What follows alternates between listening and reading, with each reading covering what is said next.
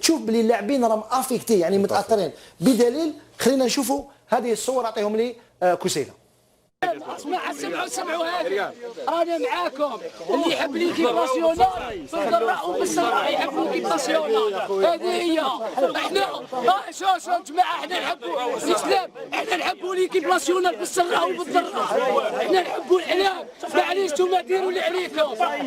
ونحكي عليك باش نحتنوا في قسم قال الفتنه اشد من القتل.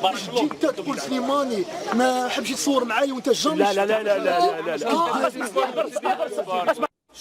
قال الفتنه اشد من القتل. قال لك باش يقولوا عليا بلي انا ما حبش نتصور مع ان جوار ان سوبورتور الوغ كو جامي شافني وجامي تلاقى بيا. قال لك الفتنه اشد من القتل.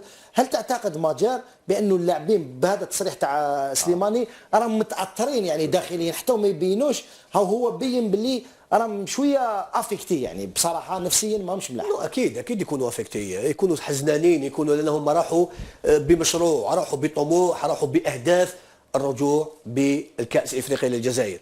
الامور ما مشات كما لازم لان يا بوكو دو فاكتور نيجاتيف.